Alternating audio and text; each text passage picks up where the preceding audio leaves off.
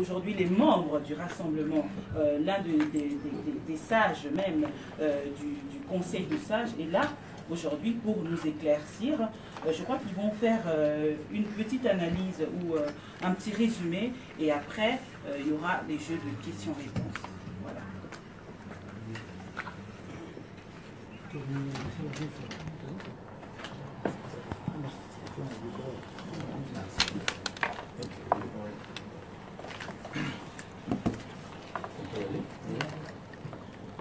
Mesdames et messieurs les journalistes, nous sommes très heureux de vous recevoir ici.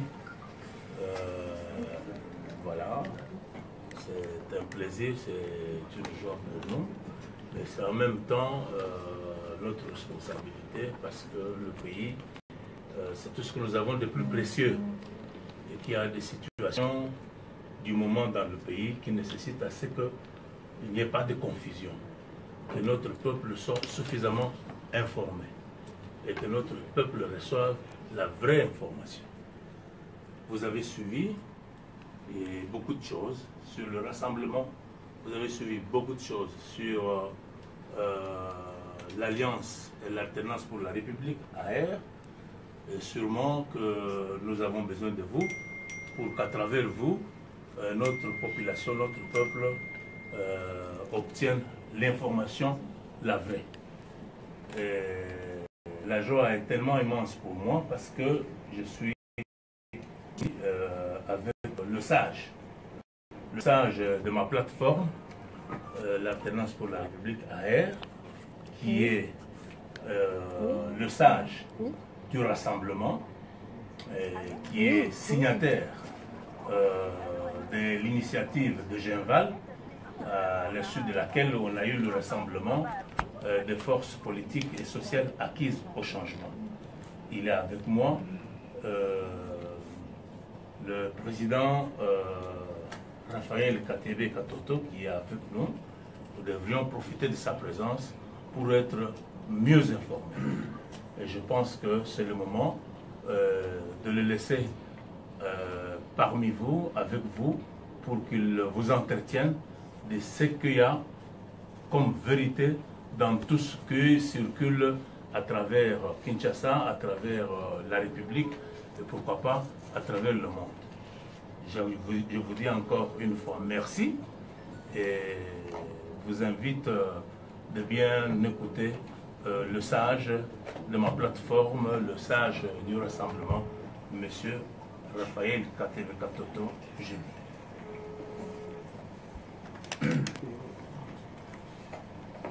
Bonjour mes amis, comment allez-vous d'abord? Ça ira après le point de presse. Ça ira après le point de presse. Voilà la bonne réponse. Bon, vous savez que nous partageons les mêmes soucis. C'est l'intérêt de la nation. C'est notre souci. Notre grand souci, nous nous préoccupons, nous tous, vous et nous tous ici à côté, du quotidien des citoyens. Comment nous allons faire pour trouver les moyens de les voir, d'améliorer les quotidiens des citoyens. C'est ça notre problème et c'est ça notre préoccupation. Les intérêts individuels, nous les mettons de côté. Nous devons privilégier l'intérêt collectif. Vous avez suivi, nous traversons une période de turbulence où tout le monde veut se positionner sans tenir compte de l'intérêt de la nation et du peuple. On m'a parlé ici, la maman qui a introduit éclatement. Il n'y a pas éclatement. Nous sommes là justement pour garder l'unité du rassemblement. Je suis parmi les signataires de l'acte d'engagement de Genval qui régit les rassemblements. Et ce rassemblement doit rester uni jusqu'au bout et remplir sa mission. Il y a des problèmes de part et d'autre. Mais tous ces problèmes ne peuvent pas nous éloigner de l'objectif, de l'essentiel. On nous a parlé des élections qui ont eu lieu au Rassemblement, où on a élu un président du comité des sages pour remplacer le président Tshisekedi. On nous a parlé d'un président qui va aller au comité de suivi. Bon, je regrette beaucoup de le dire ici. Là, on nous entraîne dans une anarchie. Si c'est au nom du rassemblement, des actes pareils ne devraient pas se poser. Parce qu'au niveau du rassemblement, l'organe supérieur, c'est les comités, les conseils des sages. Et les conseils des sages, c'est les signateurs des Genève. Les deux personnes qu'on a choisies de l'autre côté, aucun d'une ne fait partie du conseil des sages. Vous ne pouvez pas parler au nom du conseil des sages au moment où vous n'êtes pas vous-même membre du conseil des sages. Ça, c'est un. Nous devons, aujourd'hui, nous sommes en train, nous, de bloquer, peut-être sans le vouloir, l'application de l'accord. Hier, nous étions en train d'acquiser le pouvoir de chercher à bloquer l'application de l'accord. Mais aujourd'hui, nous passons à l'acte. Les négociations ont été menées. Il y a eu un accord politique qui a été signé par les partis.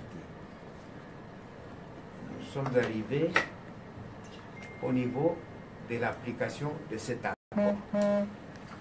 Et c'est là où les intérêts personnels interviennent et ces intérêts veulent donc nous dérouter de la voie logique et normale. Moi-même qui vous parle, j'ai été frappé par une suspension préventive par l'AR. Quel est le crime que j'ai commis? Mon crime était que j'ai eu la bonne lecture du texte de l'accord et de la Constitution. Quand on dit dans l'accord signé, 1. Le président de la République continue, donc va diriger le pays jusqu'aux élections. C'est-à-dire, nous signons, nous lui donnons mandat jusqu'aux élections. Quand on va vous dire dans l'accord que le Premier ministre viendra du rassemblement nommé par le président conformément à l'article 78 de la Constitution, ça veut dire quoi? Ou bien nous sommes de mauvaise foi ou nous voulons absolument privilégier nos intérêts personnels. Dans l'accord, ce n'est pas dit le Premier ministre vient du rassemblement entériné par le chef de l'État. Non, nommé par le chef de l'État conformément à l'article 78 qui est clair. Et quand moi je dis il y a blocage, je dis je ne vois pas d'inconvénient qu'on puisse donner 2 ou 3 noms ou 4 noms au chef de l'État et c'est à lui de décider. C'est le crime que j'ai commis. Mais j'ai fait que la bonne lecture du texte. Mais il y a un camp, pour eux, il fallait un candidat unique, il fallait telle personne, parce qu'il y avait un agenda caché derrière, que nous ne sommes pas dedans. Et au Conseil des sages, quand il y a une décision qui doit se prendre, le Conseil des sages se réunit. Pour moi, s'il y avait le Conseil des sages qui se réunissait et que l'unanimité, on avait choisi l'option d'un seul candidat, d'un autre terme, même si ce n'était pas dans mes intérêts, même si ce n'était pas, si c'était la personne avec qui je ne me dis pas bonjour, j'allais accepter et suivre et adhérer à la décision donc, du collectif. Mais c'est une décision qui est prise dans les coulisses, en couloir entre copains, Et on va aller même faire endosser le président Etienne Tshisekedi qu'il avait cautionné cette option. À mon avis, moi j'ai parlé avec lui, c'était un ami, il ne m'a jamais parlé d'une candidature unique. Et quand on me posera la question, d'après vous, le président Etienne Tshisekedi, est-ce qu'il vous a dit sa position, il vous a donné sa position? J'ai toujours dit non. À ma connaissance, si je dois dire correctement, il ne m'a jamais parlé d'un candidat unique ou de son fils, non. Et quand on met sur les réseaux sociaux, on dit, quand je l'ai eu au téléphone, et je lui ai annoncé mon ambition, et il m'a dit, ah, Raphaël, tu me mets dans une position difficile. Ce sont des grands menteurs, je peux dire, ce sont des gens qui disent ce qu'ils veulent et qui ne comprennent même pas. Alors ils ne connaissaient même pas le président Tshisekedi. Le président Tshisekedi, vous pouvez interroger sa femme, les membres du comité de sages, il ne m'a jamais appelé Raphaël. Ça c'est un. Donc c'est qu'ils ont inventé. Il m'a toujours appelé président KTB. Un point, un trait. Et les connaissant, moi, puisque aujourd'hui, nous disons le père de la démocratie. Mais le père de la démocratie n'allait pas cautionner une dictature. Parce qu'imposer un seul candidat, c'est une dictature. Et quand je lui ai annoncé que je voulais aussi présenter ma candidature, qu'est-ce qu'il m'a dit? Il m'a dit, c'est une très bonne chose, et comme ça va équilibrer les choses. Et je suis en train de récolter les avis des uns et des autres, et puis on va trancher. Voilà. Il ne m'a jamais dit, non, président KTB, la décision est prise, j'ai une lettre que j'ai déjà écrite ou envoyée, et c'est un candidat unique. Jamais. Et puis deux, les connaissants, c'était un homme qui avait des principes et qui était constant. S'il prend une décision aujourd'hui, il fait une lettre ici, il ne va pas donner aux émissaires en disant allez garder cette lettre discrètement en dessous de la table, dans un tiroir, alors vous verrez l'issue des négociations, et la décision qui sera prise sur un premier ministre, alors vous pouvez sortir cette lettre. Faux et archi. Et vous-même, une lettre avec tous ces mystères, des conditions, 3 conditions. Quand vous envoyez une lettre à quelqu'un, vous mettez des conditions, mais il n'y a pas de conditions. Ça, c'est clair et net. Si il avait pris cette décision, il allait même m'en parler, il allait me dire carrément, président KTB, ne mettez pas votre candidature parce que j'ai déjà pris ma décision, elle est là. Et il allait dire aux émissaires, les soi-disant émissaires, allez donner la lettre à la Senko, un point, un trait. Donc, tout ça, à mon avis, j'ai émis et je répète beaucoup de doutes. Bon, ça c'était pour un peu expliquer la situation de notre pays. Mais le plus important, c'est l'intérêt de la nation et nous devons aller de l'avant. Et nous ne pouvons pas favoriser ou encourager l'éclatement du rassemblement. Parce que l'accord qui nous régit aujourd'hui, c'est un accord qui est signé entre la majorité présidentielle et le rassemblement. Donc, s'il y a une partie qui disparaît dans cet accord, l'accord tombe et caduque. Et nous ne voulons pas arriver à ça, parce que le peuple congolais attend d'ici l'exécution de cet accord. Et le peuple congolais, son souci, c'est d'aller aux élections.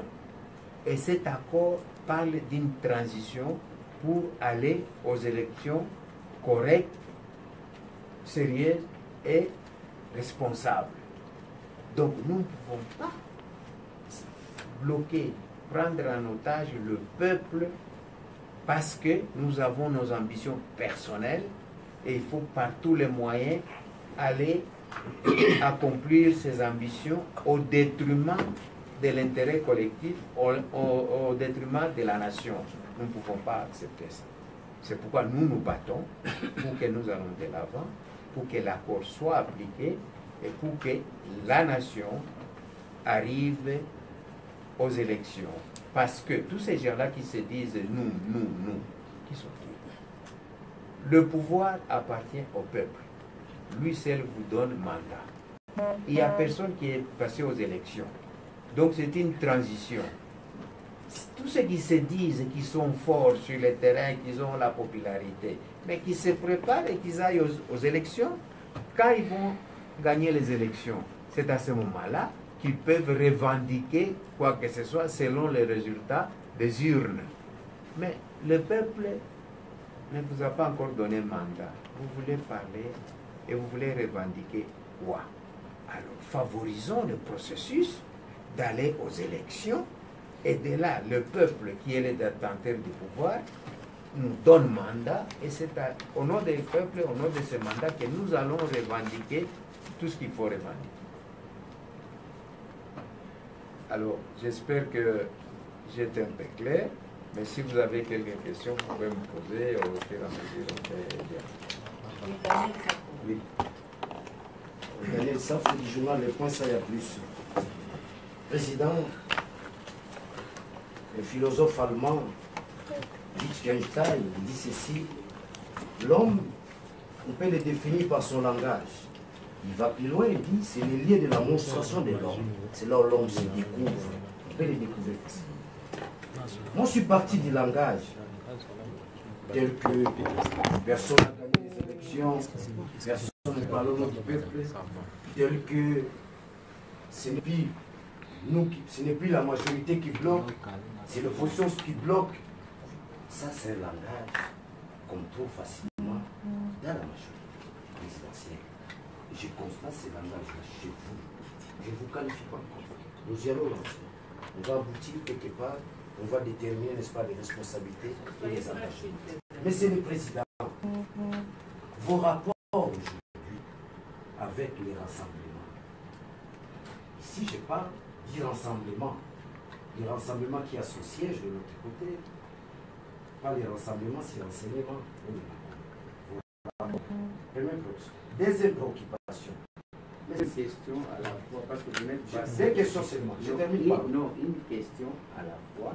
Et poser la question, ne nous faites pas un discours. Posez la question. Allez à l'essentiel. Je vais à l'essentiel. Ma deuxième question, monsieur le Président. On parle d'une question, vous allez à la deuxième question. Bon, je reste La avec la première, alors, les rapports avec le rassemblement. Monsieur KTB va répondre et après on va prendre Stanis Bouchakira. Je n'ai plus posé ma question, je crois. Mais allez-y. La question se prépare. Ça se pose pas. Mais alors, il ne fallait pas demander la parole si vous n'avez pas... Je pose ma question, Président. Vos relations avec Olenganko, vos relations avec le pouvoir en place, ça fonctionne comment? Voilà ma question. C'est ça votre question. C'est ça ma question. Vous savez, je suis au regret de constater que nous n'allons pas dans la vision, dans la réflexion de construction. Quand vous parlez de mon discours, de mon langage, mais il faut avoir l'honnêteté. Si vous tombez dans un chemin avec erreur, il faut les reconnaître. Il ne faut pas dire, non, ça c'est un langage du pouvoir. Mais non, si vous commettez la faute, il faut dire, reconnaître, j'ai fait une faute, et celui qui commet sa faute, la faute est déjà, en reconnaissant, moitié pardonnée. Il faut aller faire un effort pour corriger. Si vous continuez à patauger dans l'erreur, mais vous n'irez nulle part, vous resterez toujours médiocre. Il faut reconnaître. C'est de notre côté où se trouve le blocage. Mais j'ai raison. Ça n'appartient pas ni au pouvoir, ce vocabulaire, ni à qui que ce soit. J'ai raison. La CENCO sort de l'audience du chef de l'État. La CENCO dit, le chef de l'État attend qu'on lui présente l'interlocuteur qui va parler, remplacer le président Étienne Tshisekedi. Et nous nous embrouillons. Nous allons dire, le blocage vient du pouvoir. Ou alors vous êtes malhonnête. C'est nous qui bloquons. Et il faut les reconnaître, il faut avoir ce courage. Il faut les reconnaître. Bon, quand on parle de, que ce soit la primature, tout ça, mais les blocages chez nous, vous pouvez parler du blocage côté majorité. Il y a eu sur le parcours des blocages de gauche à droite, mais tout ça est révolu. Aujourd'hui, nous sommes au stade où nous devons finaliser l'accord et la mettre en application. Cet accord a été signé le 31 décembre. Nous sommes le 4 mars. Alors, est-ce qu'il faut être savant pour comprendre qu'il y a un blocage quelque part, une mauvaise foi quelque part? Donc, nous devons reconnaître. Merci, M. Katebe. Stani Boujakera. Oui, Stani Boujakera, actualité.cd. La question précise. Quels sont vos rapports aujourd'hui avec votre frère candidat à la prochaine présidentielle, Moïse Katumbi? Et la dernière question, je voulais savoir, soutenez-vous la fronde Olenganko Ichibala ou vous soutenez plutôt les rassemblements limités avec Félix Elumbi? C'était une question. Laquelle que vous préférez? Vos rapports avec votre frère Moïse Katumbi, candidat à la prochaine présidentielle. Vous là parce qu'il y a d'autres questions. Bon. Moïse Katumbi est mon petit frère. Et pour lui, je suis le grand frère et je suis même le papa qui l'a fait grandir. Mais c'est des domaines différents. Moïse Katumbi s'est lancé dans la politique. C'est dans la démocratie. Il prend sa voix, la voix que lui-même trouve et juge nécessaire, utile et intéressant pour lui. Alors, laissez-moi aussi cette liberté de choisir ma voie que moi-même je juge aussi utile. Nous ne sommes pas dans une dictature, c'est une démocratie. Ça ne veut pas dire que si votre frère est IDPS, vous devrez être aussi IDPS. Il y a des frères qui sont IDPS, les autres qui sont ILD. Chacun prend son chemin, tout court. Donc il ne faut pas lier à ça. Moïse Katumbi est mon petit frère, je suis son papa. Il a choisi une voie, mais qui ne coïncide pas avec la mienne, mais c'est sa liberté, je le décide. Alors, comme je lui laisse cette liberté, laissez-moi aussi la mienne. Alors, Sylvie Bongo, connaît. Bon, je ne sais pas si le président Katebe peut s'exprimer en lingala. Oui, non, en swahili si vous voulez. Je ne parle pas swahili, alors je vais poser ma question en français. En français alors. Alors, moi je voudrais savoir votre réponse par rapport à cette opinion qui pense que l'homme d'affaires est en difficulté et qui n'a pas eu de choix que de pactiser avec le pouvoir en place pour se refaire une santé financière. D'abord, la base de cette idée, c'est l'incompréhension ou la mauvaise foi ou la malhonnêteté intellectuelle. Aujourd'hui, il y a un accord, je viens de le dire, que le chef de l'État a été reconduit jusqu'aux élections. On me reproche que je suis en contact avec le pouvoir, ce qui n'est pas vrai. Mais même si c'était le cas, c'est là que ça devient intéressant. Même si c'était le cas, mais ce n'est pas vrai, je précise, même si c'était le cas, où est le crime ou la faute? Puisque nous avons nous-mêmes de l'opposition donné le pouvoir au chef de l'État jusqu'aux élections. C'est-à-dire, pendant cette transition qu'on va préparer les élections, on va travailler avec qui? Répondez-moi. C'est avec le chef de l'État. Les candidats que eux veulent là-bas, Félix, s'il passait, il est Premier ministre, il va travailler avec qui? Alors, mais ne soyons pas des hypocrites là-dedans. Il est chef de l'État, nous l'avons reconnu, mais c'est avec lui qu'on va travailler. C'est tout. Rachel Kitita, Numérica. Merci beaucoup, Président. Rachel Kitita, Numérica Télévision. Puisque on assiste à, disons, trois L du rassemblement. Lili Sangabonga, qui était hier à la Senco avec Félix Tshisekedi et Pierre Lumbi, qui ne soutiennent pas finalement. Bref, vous êtes membre du Conseil des sages du rassemblement, l'un des sages. Quelle est votre proposition concrète pour remettre tout le monde autour d'une table enfin que le rassemblement parle un seul langage et que vous soyez unis pour ne pas laisser voler en éclats les efforts d'Étienne Tshisekedi qui s'est sacrifié jusqu'à la fin de sa vie. Madame, vous venez de poser une question fondée et qui reflète l'intérêt collectif. Je vous remercie. J'ai proposé, ma proposition est celle, avec tout ce qui se conflit, je vous ai parlé que nous traversons une période de turbulence. Pour moi, comme il y a eu l'accord, il y a eu l'opposition, les rassemblements, et il y a la majorité présidentielle. Au milieu, il y a l'arbitre, la Senko. Donc, moi, j'ai fait appel à la sagesse de la Senko d'inviter, puisque le problème, c'est quand quelqu'un parlait que le blocage n'est pas au rassemblement, mais le blocage est là, que la Senko invite le signateur, les membres du conseil des sages d'origine, donc du départ de Genval, qui les mettent ensemble pour arriver à garder l'unité du rassemblement. Parce que les coupables ou les responsables de ces soi-disant éclatements qui s'annoncent, qu'on s'en odeur, c'est ceux qui veulent sortir de l'organe supérieur du rassemblement qui est le conseil des sages.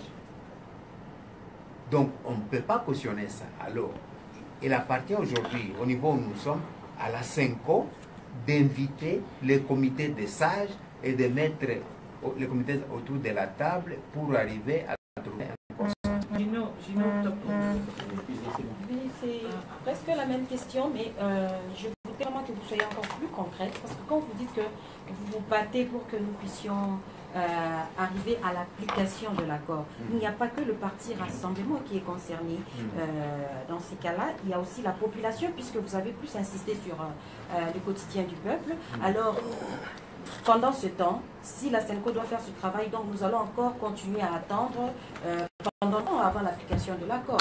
Donc, concrètement, qu'est-ce que vous proposez, hormis le fait que la Senko doit mettre tout le monde autour d'une table? Je vous remercie, madame. Vous voyez, je disais tout à l'heure que nous ne pouvons pas nous permettre de prendre le peuple en otage. Et vous venez de le souligner. Le peuple attend l'application de cet accord pour aller aux élections.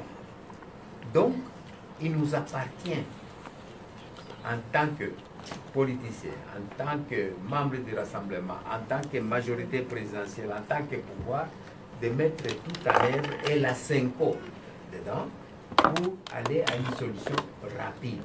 S'il y a une volonté politique et il y a un esprit correct dans les raisonnements, sans chaque fois afficher la malhonnêteté intellectuelle, au fait, les gens perdent beaucoup d'énergie et de temps et beaucoup d'intelligence à chercher les moyens, les voies pour attaquer, saquer l'un ou l'autre, rentrer dedans, l'abattre et tout ça.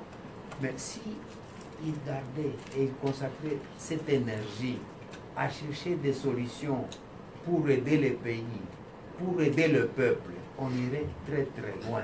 Parce que ce ne sont pas les cerveaux qui manquent ici, mais c'est l'usage de nos cerveaux qui est détourné.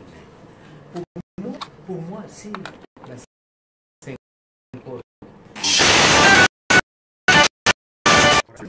et la bonne volonté de présidentielle, on met les trois ensemble, ça peut aller très très vite. Les 4 dernières questions, Michel, Amen TV. Oui, Monsieur le Président, je veux que vous adressiez un message à la population congolaise, parce que vous êtes à Kinshasa aujourd'hui. La population congolaise, à travers le pouvoir, bien sûr, les désirs passer à le monde. Quel message vous donnez donc à la population de la continent? D'abord, ce que je dirais à mes frères et sœurs, je vais d'abord présenter mes excuses pour tout ce que la politique me fait subir. Je suis gêné de voir la situation qui se détériore. Il y a un blocage, le peuple est bloqué. Nous voulons absolument aller de l'avant pour soulager la misère de la population, mais le peuple est pris en otage Et aujourd'hui, je n'ai pas honte de le dire, la balle est dans les camps du rassemblement. C'est le rassemblement qui fait le combat. Je suis gêné et je présente mes excuses au nom du rassemblement au peuple congolais. Alors, Freddy Tuyoyo, et puis les deux dernières. Oui, moi c'est M. Freddy Tuyoyo, le compte de la télé Africa News. Monsieur le Président, la dépouille de M. Tshisekedi rentre, ça va rapatrier le 11 mars courant. On ne vous a pas vu aux obsèques à Bruxelles. Il y a eu ce qu'il y a eu, beaucoup de racontars. Une question de curiosité pour éclairer un peu l'opinion. Qu'est-ce qui s'est passé à Sainte-Elisabeth le 1er février avant qu'il puisse mourir? Merci. Merci pour la question.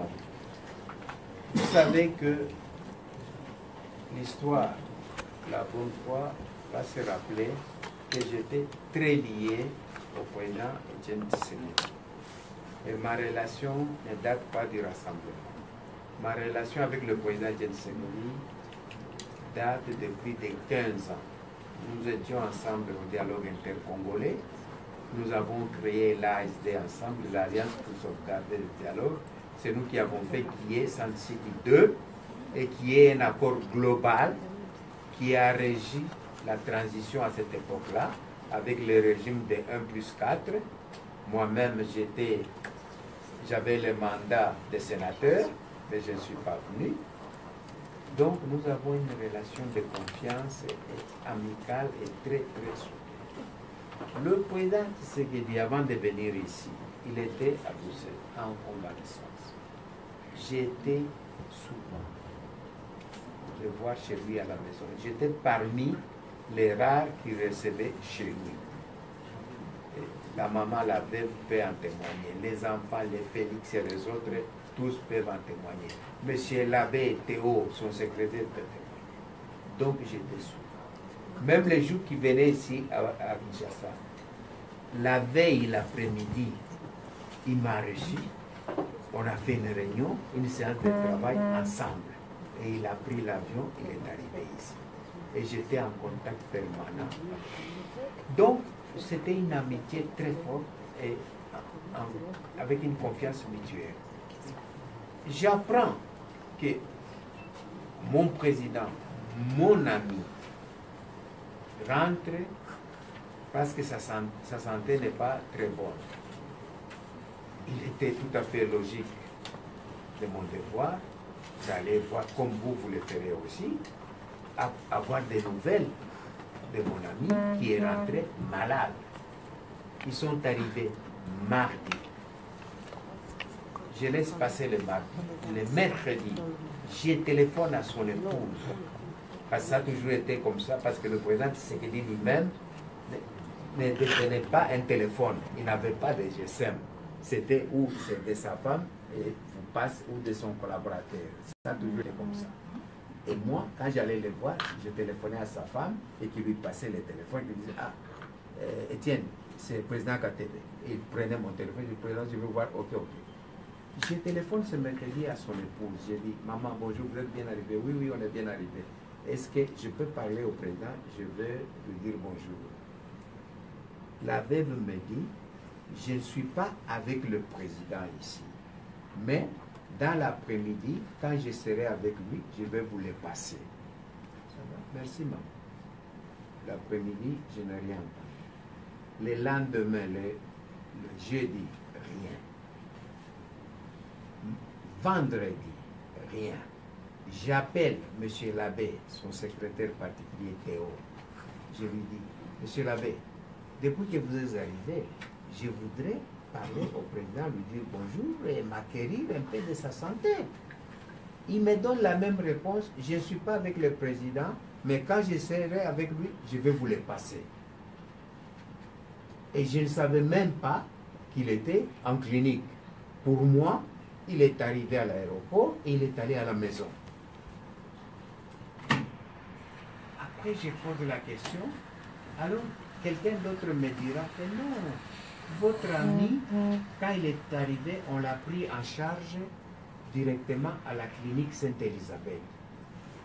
J'ai dit, mais alors là, il y a un problème. On l'a pris directement de l'aéroport, on l'a pris en charge donc à la clinique. Je comprenais. Alors, on va prendre Africa 24 et puis on va compléter. Mais je n'ai pas fini. Ah, vous n'avez pas fini. Non.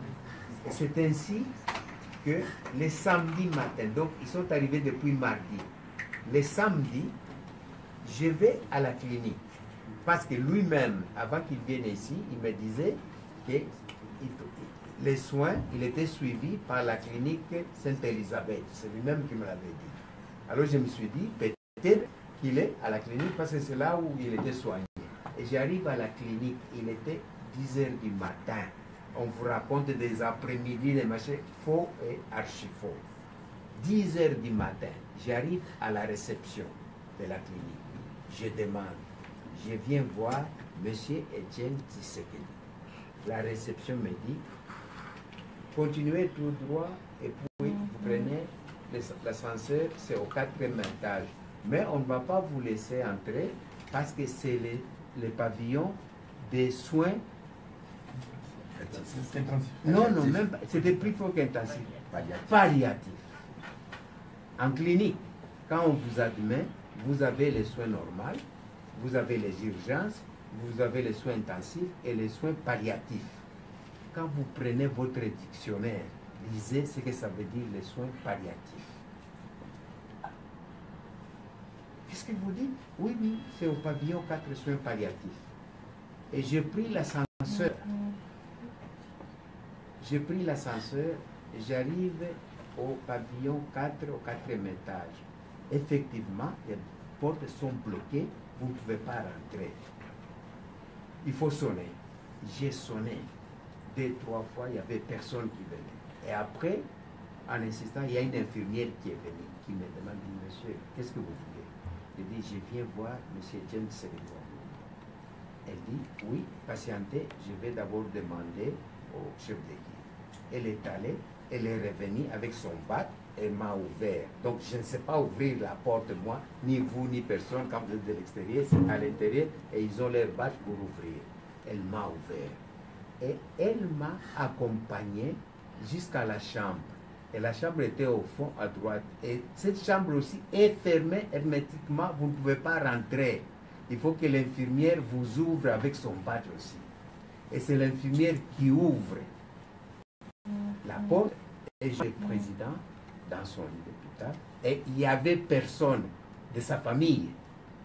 Un grand homme comme lui, hospitalisé, mais il n'y avait aucun membre de la famille. C'était 10 h du matin.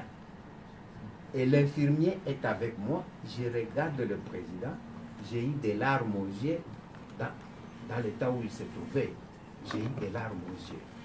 Je n'ai même pas fait 2 minutes. Et je vois que le président me regarde, mais j'ai senti qu'il ne me reconnaissait pas. Et je parle pour qu'il m'entende. J'ai dit, président, c'est Katebe. Président Katebe. Ah. Il est resté comme ça. Et à un moment, il dit seulement, Amirbena, il faut aller au pays. Il me dit, il faut aller au pays. C'est tout ce qu'il m'a dit. Et après, l'infirmière est à côté de moi. Et j'ai dit, président, je me suis senti très mal de le voir comme ça. C'est comme un membre de ma famille. Et j'étais touché. Alors j'ai dit, président, je vais revenir vous revoir. C'était pour partir. Et je suis parti. Et l'infirmière était avec moi. Et elle a fermé la porte. Et je suis parti. Et c'est tout. Et c'était le samedi matin. Samedi, dimanche, lundi, mardi, mercredi, le 5e jour, je suis en voyage, je ne suis même pas là. J'apprends vers 17h, 18h son décès. Après 5 jours. Hein? Après 5 jours. Après 5 jours. Mais il était en soins palliatifs. Quand vous lisez votre dictionnaire, quand on met quelqu'un là-bas, c'est-à-dire c'est 2, 3 jours, 4 jours. C'est vers la fin. Et ça m'a fait mal parce qu'on m'a caché ça. Et c'est un ami à moi. On m'a caché qu'il était à l'hôpital et qu'il était dans cet état. On me disait seulement, oui, quand je serai avec lui, je vais vous le passer. C'est tout ce qu'on me disait. Et après, j'ai appris son décès et on va raconter que c'est moi qu'il a vu, c'est moi qui l'ai tué. Il y a des mauvaises langues qui sont allées même plus loin, que le président Kabila m'a donné du poison. Je suis allé là. Des bêtises. Moi, d'abord, je vais le tuer pour quel intérêt? Moi, j'avais intérêt qu'il soit là, qu'il soit vivant. Parce que même dans la démarche que j'ai faite, c'était lui mon appui. Et comment je vais? Donc, ça m'a fait très mal au cœur.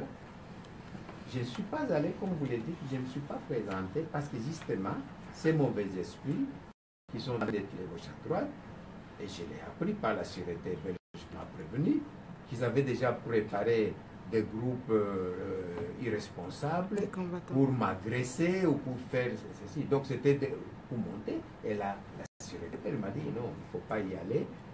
Ils vont vous agresser les choses. C'est pourquoi je ne suis pas allé. Tout court. Mais ce n'était pas avec plaisir, parce que moi, ça m'a fait très mal. Je voulais voir mon ami. Ça m'a fait très mal. Voilà la raison. Entre Africa 24. Président, c'est Jacques Amboka pour Africa 24. La mise en place, la création du rassemblement, je crois qu'on avait... Ah, excusez-moi une minute, on me signale que dans la question de mon ami, il a disparu. Il est là. Non, non. La question de celui qui a posé la question de la clinique. Oui, continuez. Ah, bon. Ah, vous aviez posé la question de la clinique et la question en même temps de santé financière. Santé financière, c'était déjà. C'était déjà répondu. Oui. Santé financière, oui. Oui. C'est dégradé au camp. Est-ce que l'homme d'affaires a des confitures? Il est formé. Mais vous savez, ça c'est ce qu'on appelle dit n'importe quoi. Ils disent, je vais me refaire. Est-ce que la crise, quelle santé financière que vous allez vous refaire? Il n'y a pas. Moi, je viens par mes propres moyens, je viens avec mon jet, je suis ici à l'hôpital et à l'hôtel et je ne suis pas prise en charge par qui que ce soit. Je paye les frais moi-même, donc je ne vois pas qu'est-ce qu'ils peuvent dire. Tout ça, c'est chercher à salir quelqu'un. C'est tout. C'est tout. Il n'y a pas de confiture. Mais non. Merci. Comment donc? Merci beaucoup. Vous savez, préférez investir en Angola qu'ici. C'est ce qu'on a retenu. Pourquoi je viens dans mon pays? Justement, j'ai répondu au Parlement européen, au TVC. On va investir dans un pays en tant que... Je ne parle pas comme homme d'affaires, comme un politicien, mais comme homme d'affaires. Vous allez investir l'argent là où vous avez des garanties que vous allez récupérer votre mise. Vous n'allez pas investir n'importe quoi. Même ici, les investisseurs qui viennent, même les fonds monétaires, la Banque mondiale, avant de sortir quoi que ce soit, ils s'entourent d'abord de toutes les garanties possibles. Voilà. Bon, aujourd'hui, je suis ici. Si les choses changent, nous avons des garanties. Si vous êtes Premier ministre? Non, ce n'est même pas ça. Je sois ou je ne sois pas, mais si les choses changent, il n'y a rien qui m'empêche d'investir dans mon propre pays. D'ailleurs, je serai très content parce que je vais continuer. Avant que je parte en Europe, j'avais mes investissements au Qatar. Je ne sais pas si vous savez, j'ai utilisé 3200 familles congolaises qui travaillaient dans mes projets. Donc il y avait 3200 familles. Donc j'ai absorbé un chômage avec pour une province, c'était un bon pourcentage. Donc c'était dans les pêcheries, dans la production locale, dans l'élevage, tout ça, parce que je me suis toujours prôné pour une production locale et consommation locale. Aujourd'hui, ici, nous importons des oignons, des tomates, mais nous avons des terres fertiles et quand on sème ici, ça pousse comme de mauvaises herbes. Et pourquoi on va aller importer les oignons, les tomates et les oranges? Il faudra investir dans ces domaines, production locale, consommation locale. Alors, on va prendre une question en Swahili pour la BBC. Allez-y. Allez-y alors. Ouais. Jacques Amboka, Africa 24. Président, les 2 derniers dialogues organisés au pays ont été organisés tout simplement parce que le pays n'a pas pu organiser les élections à temps. Le premier dialogue, on a conclu qu'on devrait au fait organiser les élections en avril 2018, ce qui semblait beaucoup plus réaliste. Aujourd'hui, la CENI a pu déjà enrôler environ 16 millions d'électeurs, et si on essaye de faire le calcul par rapport à la date à laquelle ils ont commencé en juillet 2016 et jusqu'à aujourd'hui, et que on essaye de voir 2017, la date prévue par l'accord de la Saint-Sylvestre, on risque déjà de ne pas organiser les élections à temps. Aujourd'hui, au sein du rassemblement, on parle beaucoup plus qui prendre la tête du rassemblement. On semble oublier un peu l'essentiel, c'est qui devrait au fait être constitué. Donc, l'objectif de l'organisation des élections en décembre 2017. Là où nous en sommes aujourd'hui, ne pensez-vous pas que au sein du rassemblement, vous avez oublié l'essentiel qui consiste à l'alternance au pouvoir, et qu'aujourd'hui, vous vous fiez beaucoup plus à vos postes, président du rassemblement, premier ministre et tout ça? Mon frère, c'est pourquoi tout à l'heure, conscient de ce fait-là, j'ai présenté mes excuses au peuple congolais parce que je suis gêné de ce qui se passe. Et vous avez raison. L'essentiel, c'est aller de l'avant, aller vers les élections pour dédouaner le pays. Ça, c'est l'essentiel. Et nous travaillons là-dessus. Il faut qu'on arrive à un consensus pour qu'on puisse dégager cette situation. Alors, l'avant-dernière, on va conclure. C'est cette je voudrais savoir qu'en est-il de votre candidature à l'entrée nationale? C'est-à-dire, c'est prématuré d'abord. Nous suivons le processus. Il faut qu'il y ait un président du Conseil des sages. Il faut qu'il y ait un président du comité de suivi. Et après, normalement, les comités des sages devraient se réunir pour d'abord prendre option. Est-ce qu'ils vont dans l'option toujours de blocage d'un candidat unique, ou ils vont prendre l'option raisonnable plusieurs candidats? Donc, c'est le rassemblement qui va décider. Alors, si c'est option candidat unique, c'est le blocage qui continue. Mais si on prend l'option, parce que même les évêques qui dirigent la Saint-Paul, quand ils m'ont invité à des passages qu'on a parlé de ce problème de plusieurs candidats, et même ils ont dit que même nous au Vatican, quand on doit choisir l'évêque, on n'envoie pas au pape un nom, on envoie 3 noms. Et c'est même la logique. Et j'ai dit, du moment que tous ces candidats viennent du rassemblement, il n'y a pas de violation d'accord. Sauf si on dit 4 noms, 5 noms, et dans ces 4 noms, on met aussi des candidats de la majorité présidentielle. Là, on viole l'accord. Mais s'ils sont du rassemblement, et si vous n'avez pas un agenda caché, pourquoi vous insistez sur la seule personne? Et vous savez que si vous mettez 3 ou 4 noms, c'est lui qui sera choisi et du rassemblement. Alors, où est le problème? Alors, la dernière question, il y aura RFI qui va venir juste après, hein, parce qu'elle a un petit micro. Alors, la dernière question, ce sera en Swahili. Mbeleti correspondance wa BBC. Kiongozi ulitoka ulienda nje ya nchi muda mrefu na umerejea, tunaweza jua nini kabisa ulirudilia nchini, na tumeona muungano wa upinzani umegawanyika. Suluhu kama solution ni nini sasa? Asante bwana. Kweli mimi nilikuwa nje, narudia hapa juu ya kusema niunge mkono yangu, nilete contribution yangu hata kidogo juu ya kusaidia nchi.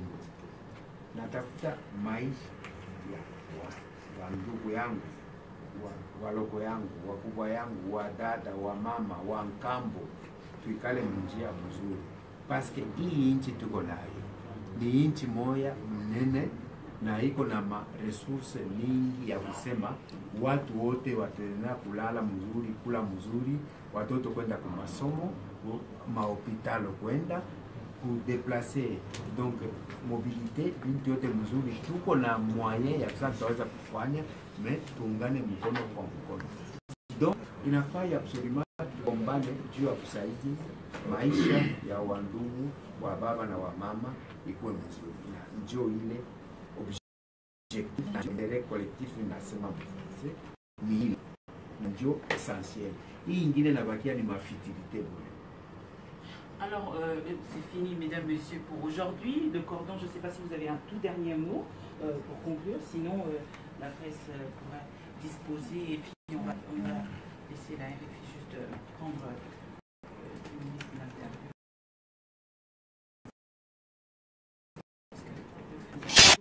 Merci beaucoup. Je pense que l'essentiel de cette a été la préoccupation des dames et messieurs de presse. Je pense que le sage a fait un effort suffisant pour pouvoir ramasser tout ce qui lui a été posé comme question. Et je crois que je ne veux pas abuser du temps de cette rencontre. Je crois que je peux me limiter là-bas. Merci beaucoup, mesdames, messieurs de la presse. Vous pouvez disposer